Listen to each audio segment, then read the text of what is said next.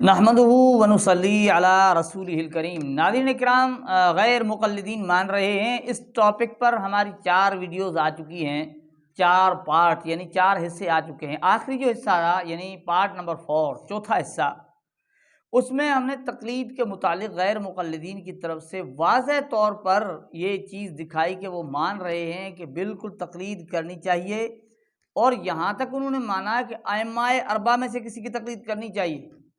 اب وہ مان رہے ہیں کہ ائمہ اربعہ میں سے، اور یہ چیز بھی مان رہے ہیں کہ تقلید کے بغیر یعنی وہ گمراہی ہے، اپنی طرف سے آوارگی، یعنی جو جی میں آیا قرآن و حدیث کو سمجھ لیا، ان کو انہوں نے گمراہی بھی تسلیم کیا، اور یہی کہا کہ اور چارہ کار نہیں ہے، ائمہ اربعہ میں سے کسی کی تقلید کرنی چاہیے۔ لیکن آج ہم آپ کی خدمت میں 2 اور مسئلے آپ کی خدمت میں لائے ہیں جو غیر مقلدین نے مانے ہیں، یعنی غیر مقلد آہستہ آہستہ مان رہے ہیں، آ رہے ہیں اس طرف، اور اس چیز کو تسلیم کر رہے ہیں کہ جو علماء احناف، علماء دیوبند کے جو مسائل ہیں وہ درست ہیں، ان کا ماننا اس چیز کی تائید ہے۔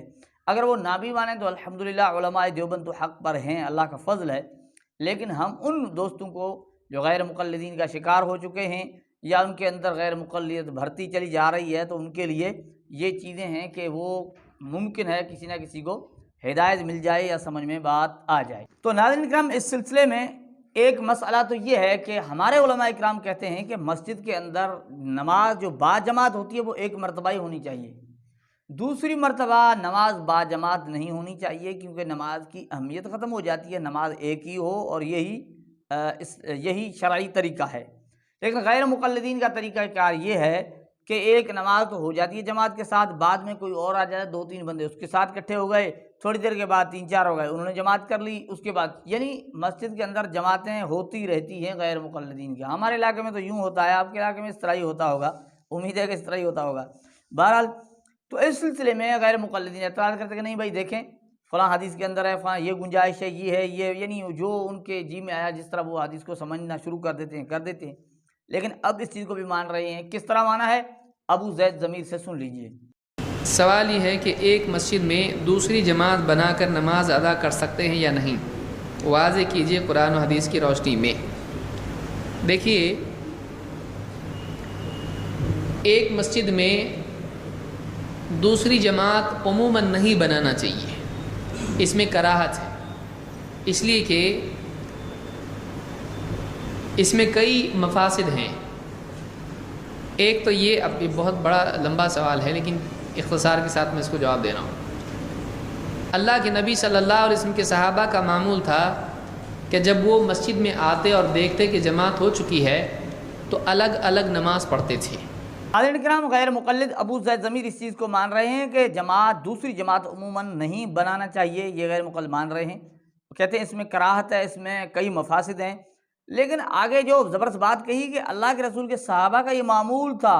اب دیکھیں وہ لوگ جو کہتے ہیں ہم منہج صحابہ پر ہیں، اب مانتے بھی ہیں صحابہ کا معمول کیا تھا کہ وہ مسجد میں آتے، دیکھتے کہ جماعت ہو چکی ہے تو الگ الگ نماز پڑھتے۔ وہ جماعت جن کے متعلق قرآن پاک میں کہ وَمَن يُشَاقِقِ الرَّسُولَ مِن بَعْدِ مَا تَبَيَّنَ لَهُ الْهُدَىٰ وَيَتَّبِعْ غَيْرَ سَبِيلِ الْمُؤْمِنِينَ نُوَلِّهِ مَا تَوَلَّىٰ وَنُصْلِهِ جَهَنَّمَ وَسَاءَتْ مَصِيرًا۔ یہ وہ جماعت ہے، یہ مومنین کی جماعت ہے۔ اب غیر مقلد مان رہے ہیں، وہ آتے دیکھتے جماعت نہیں ہے تو الگ الگ پڑھتے تھے۔ اتنا کچھ غیر مقلد مان چکے ہیں اللہ کے فضل سے، انشاءاللہ بہت مانیں گے۔ لیکن آگے ایک اور مسئلہ ہے، وہ مسئلہ یہ ہے کہ مرد و عورت کی نماز کے یعنی مرد و عورت کی نماز میں فرق۔ علماء اہل سنت والجماعت، علماء دیوبند کہتے ہیں کہ مرد کی نماز کا طریقہ الگ ہے، عورت کی نماز کا طریقہ الگ ہے، کیونکہ ان کے رکوع اور سجود جو ہے نا ان میں فرق ہونا چاہیے۔ وجہ کیوں؟ کہتے ہیں کہ عورت کے لیے ستر کا حکم ہے، پردے کا حکم ہے، تو عورت اگر اٹھ کر سجدے کرے گی مرد کی طرح تو یہ یعنی ان کے ستر کا مسئلہ ہے۔ ارکان حج میں بھی اس طرح ہے، تو یعنی ستر کی وجہ سے عورت کی نماز الگ ہے۔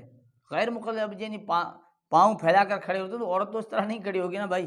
بہرحال تو اس میں اختلاف کرتے کہ بھائی نہیں، مرد و عورت کی نماز ایک ہے، صلو کما رأیتمونی اصلی، یعنی یہ کہتے ہیں جس طرح اللہ کے رسول نے پڑھی مرد بھی اس طرح پڑھیں عورتیں بھی اس طرح پڑھیں، تو ان کے یہاں یہ تھا۔ لیکن اب اس چیز پر بھی آ گئے، مان رہے ہیں، ان کے علماء اس چیز کو مان رہے ہیں، یہاں صرف اتنا نہیں کہ تھوڑا بہت مان رہے ہیں، بہت ہی اچھے طریقے سے مان رہے ہیں۔ آپ سن لیجئے ان کے اسحاق مدنی اسحاق جھالوی کو۔ ہمارے اہل حدیث علماء اسرار الدین یوسف کے جیسے ہیں وہ رسالے لکھتے ہیں، مگر یہ بات پوری امت کے اجماع کے خلاف ہے۔ بالکل ساری امت کے علماء کسی گروہ کے بھی تھے نا، سب متفق تھے، صحابہ اور تابعین سے لے کر کوئی اختلاف نہیں تھا کہ عورت کی نماز الگ ہے، مرد کی طرح نہیں اس میں پڑھنی، اس نے ایسے پڑھنا جس میں ستر ہو، پردہ ہو، کوئی اس کا عذر نمایاں نہ ہو۔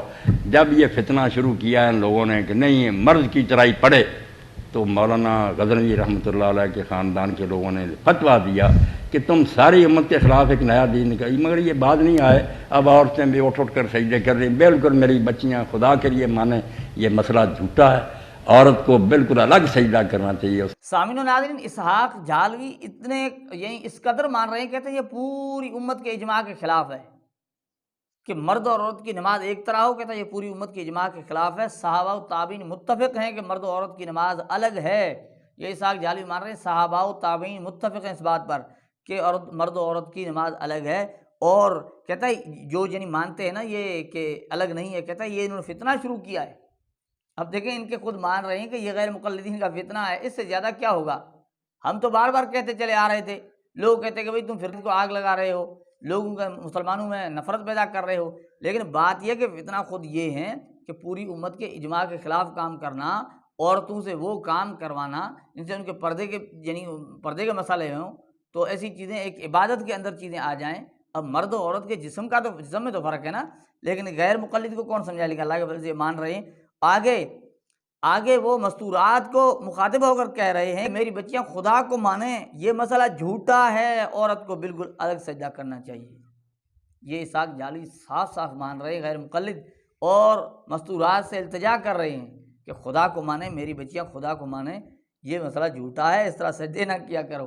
تو ناظرین کرام، اللہ کے فضل سے یہ دو مسئلے اس ویڈیو کلپ کے اندر آپ کی خدمت میں پیش کیے ہیں۔ امید ہے کہ بات آپ کو سمجھ آ رہی ہوگی کہ غیر مقلدین مان رہے ہیں، اور یہ ویڈیوز ہم ان نوجوانوں تک پہنچائیں جو ان غیر مقلدین کے وسواس کا شکار ہو کر اہل حق سے الگ ہونے کی کوشش کر رہے ہیں یا الگ ہو چکے ہیں۔ اللہ تعالیٰ انہیں بھی سمجھنے کی توفیق عطا فرمائے، اور غیر مقلدین بھی ہمارے بھائی ہیں، اللہ تعالیٰ انہیں بھی ہدایت پر یعنی آنے کی، ہدایت قبول کرنے کی توفیق عطا فرمائے۔